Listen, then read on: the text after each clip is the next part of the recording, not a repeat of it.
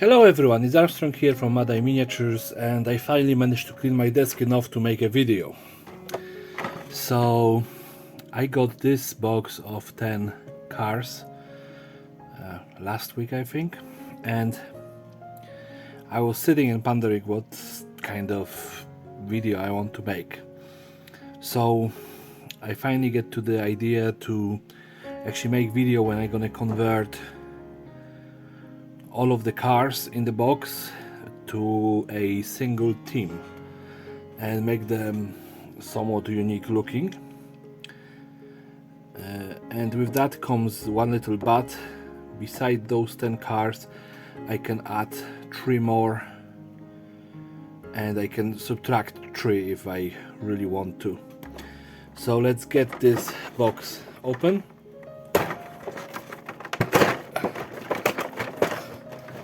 And let's look at the cars we have in here. So first we have a custom Volkswagen Beetle, and you know, I like this car. I'm a huge fan of Volkswagen toy cars, so yay, this one gonna be definitely in the team. And then, oh come on, this one is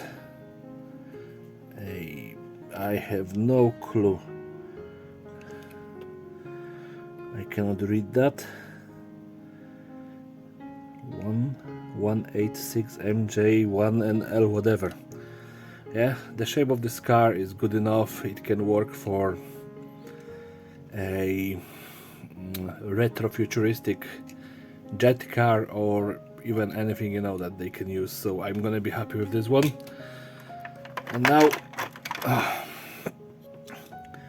what do we have in here? Plymouth Fury. Okay, again, whatever. I like the shape, I like the back fins, I even like the paint job. I wouldn't change it, but I decided that the entire team gonna be in black, so I'm gonna be changing paint job on every car. I do have this one, and this is what, Dodge Charger 500. Again, I like the shape of this car, and even I like the paint job. I think that I'm gonna keep the hood itself, and then I maybe gonna repaint the rest of it during the conversion process. And we have this in here. I like all of those, you know, little flame details. And this is Shelby GT500. Again, I like the car itself. It's look like it can hold a nice big ram in the front, which works for me. And yeah, but the purple kind of sucks.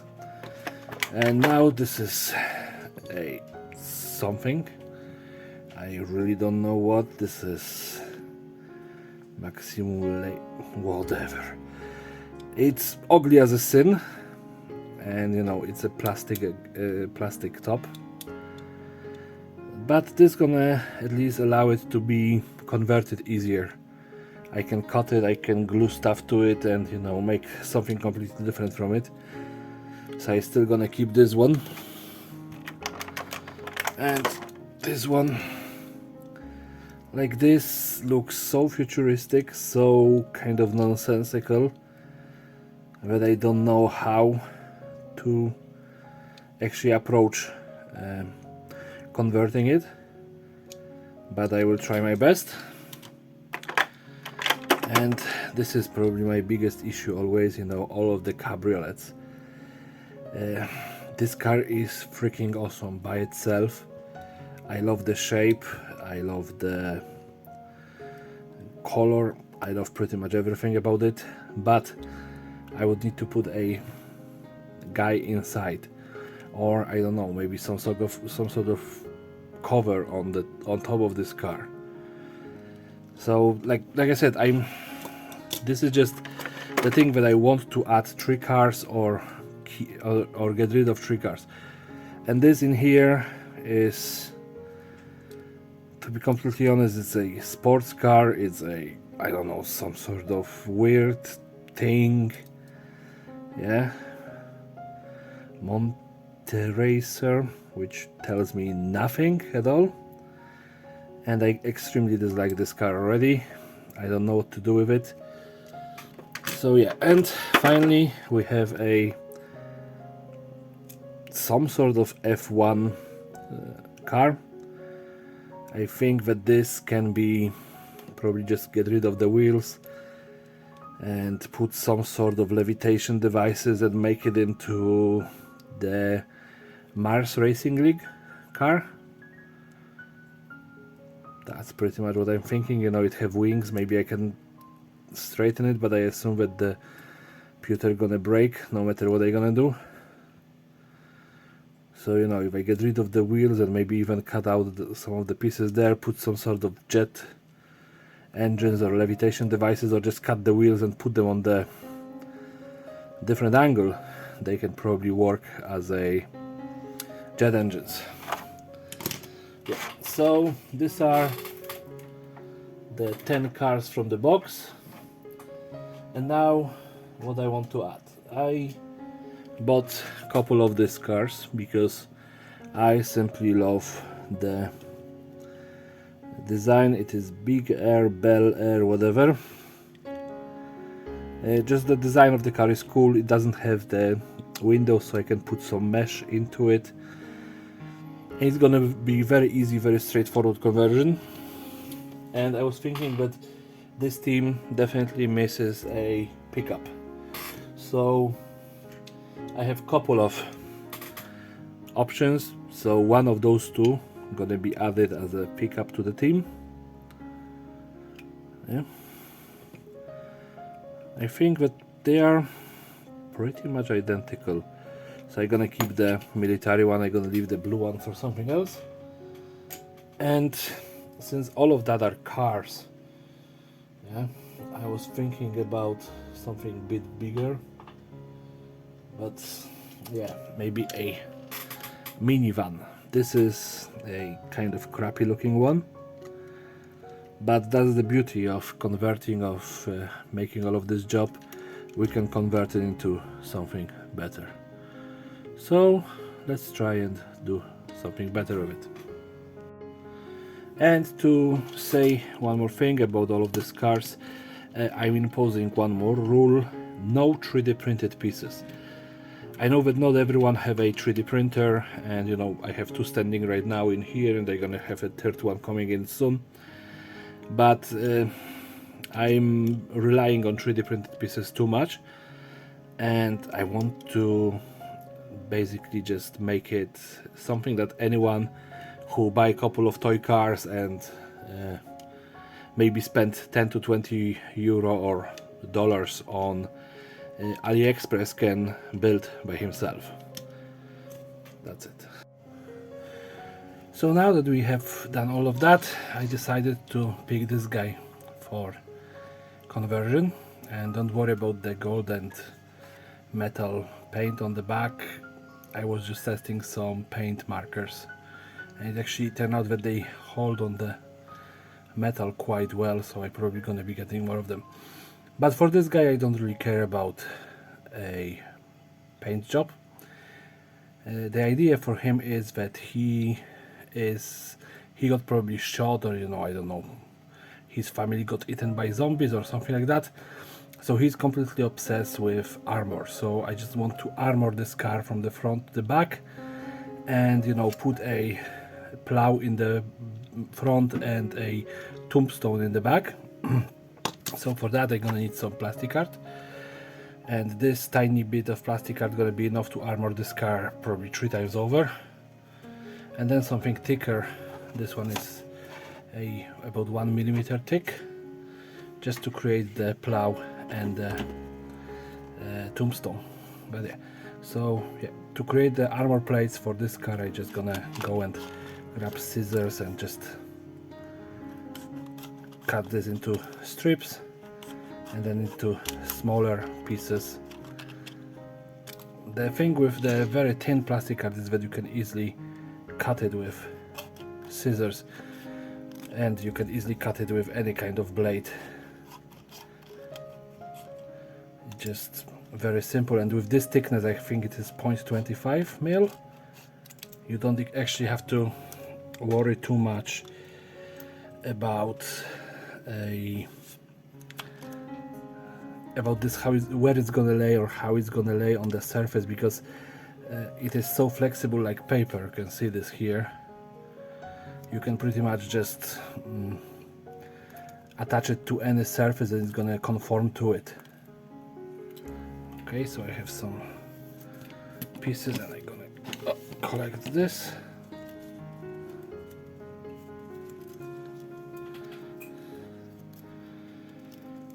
Just cut it into a couple of different sizes. Okay, when it is so thick it's a bit harder to cut, but still not impossible.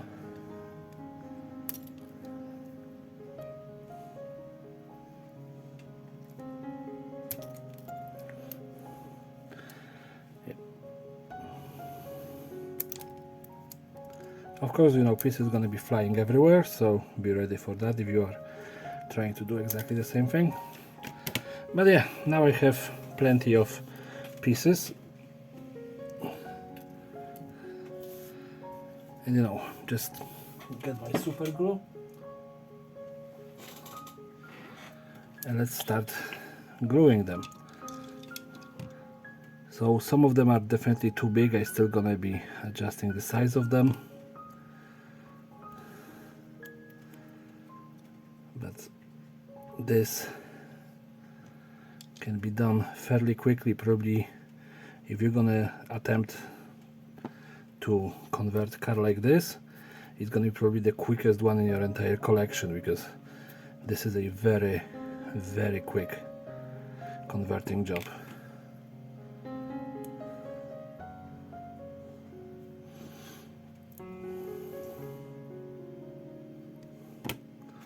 It doesn't require finesse at all. Just super glue, some plastic card. If you don't have plastic card, for some strange reason you can use a cardboard. Yeah, so I'm just gonna keep on going with pieces like that until I'm done, and then I'll be back. So I finally put a lot of metal plates along this car. It's now look kind of ridiculous and stupid and whatever, but a paint job gonna really save it, as I plan to paint it black and then dry brush it with metallic paint. How you can see, the only little hatch that I left on the window is in here, but other than that it's just a lot of different armor plates being, you know, stuck on top of each other. In the meantime, I prepared as well pieces for the plow. So I just grabbed 3 strips of 1mm plastic art. One of them is 1.4 centimeters thick. The other one is 1.2 and the third one is 1. And this is gonna allow me, when I gonna stack them like that, to create this kind of stepping effect, and then I can cut the plow out of it. And then I have as well prepared something for the tombstone, and I want tombstone to be thickest in the middle and the widest in the on the sides. So I created 1.5 and 2 centimeters thick 2mm plastic art slices. I'm gonna glue them together. So I glue the pieces for the tombstone together, centered, which gonna allow me to just create a tombstone. And this is for the plow. I just stack them, so one side is flat, the other one is stacked. And what I want to do is to attach this in this manner and this manner, creating a plow in the front. And then this is going to be probably the most annoying part, cut this into 2 pieces and then just cut under like 15 degrees angle, sort of, and fold it, because I was thinking about maybe, well, I could probably force bend it, but it would be still kind of meh, and this is gonna create this, you know, nice sharp edge. But watching me do that would be as entertaining as watching a paint dry, so I'll be right back. So now I have everything prepared. This is the tombstone which is gonna go on the back. I just needed to sand the connection to give a little bit of an angle, and in here we have the plow going on the front. Again, just a little bit of sanding and cutting under the angle. So I'm just gonna glue it in here, and hopefully that's gonna be enough. No fancy connection. If that ain't gonna be enough, I'm gonna look for some baking soda and just reinforce it from underneath, which probably gonna be just dandy. Alright, so this is it. Little bit crooked, but post-apocalypse can explain a lot. Actually, I'm gonna leave it as is. And this one, it's a giant tombstone for this car, but that's cool. Only thing, it's gonna have very small connection points, so probably baking soda in few seconds gonna be necessary.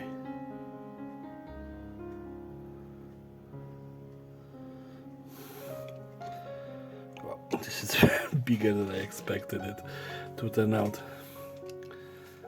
But yeah, maybe I was saying no 3D printed parts.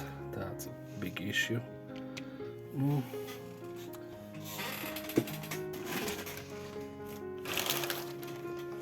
Maybe I have some computer components around.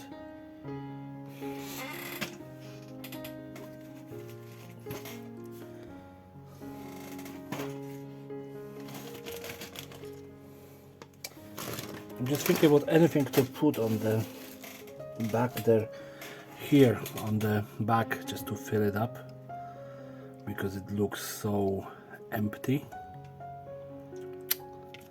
I have these 3D printed barrels, but they are different scale, so they do not really work. They are just giant. And if he's so obsessed with a safety, logging this giant gas tank on top of the car would be stupid. So yeah, I'll be back after I find some. So I rummaged through a box of old broken pieces of computers, and I found this resistor, transistor. I don't have a clue. They just want to put it behind the tombstone. It could be, I don't know, some sort of a trunk, box, whatever. Maybe he carries some extra supplies in it, and maybe those two on top, just to fancy it up. And this, you know, definitely in my head aren't a fuel tanks. This is probably, I don't know, some water, you know, for the survival situations or something like that. No fuel on top of the car. Okay, the super glue isn't holding very well today.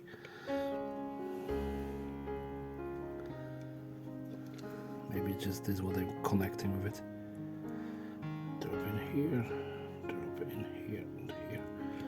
Should be just fine. And I found this something. I don't know what it was for. Yeah, but I think about just sticking it as an extra detail on the door. Just some sort of a rail, maybe for a gun attachment, or maybe just something to cut the enemies into pieces. That's the thing, you know, whenever you find some interesting pieces, you can just attach them for no reason, and nobody gonna have anything against it. So yeah, just this, and maybe one of them as a in here on the front. So from very simple concept, just because I started rummaging through my pieces, it just converted into something different. But I like it. This is the end of the conversion, and now only painted left, so I'm gonna blast it with black paint and be right back. Now that I black bomb it, it's look much better and more unified. doesn't look so sketchy anymore. And you know, now just let's start dry brushing. So for those who don't know how dry brushing works, and I don't think that there is many of you left, just take the paint brush and try to empty it until there is almost nothing going off of it, and then just hit the surface gently, and it's slowly gonna start building up on the edges mostly. And I'm dry brushing in here with a plate mail metal.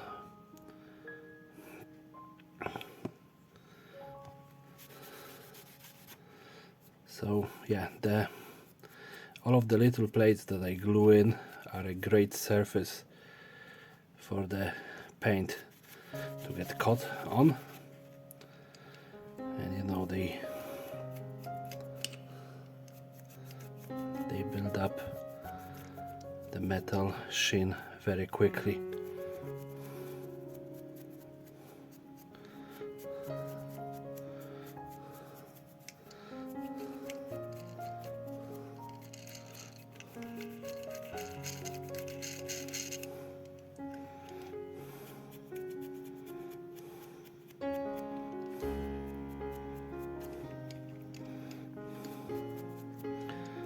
Now it's pretty much only the spin table left for that, and I'm done with that model. Maybe in the future I'm gonna include some extra painting on it, but right now it's pretty much done. Well, maybe weathering at some stage, but yeah, that's it for now. Thank you very much for watching. If you liked it, please rate, comment and subscribe.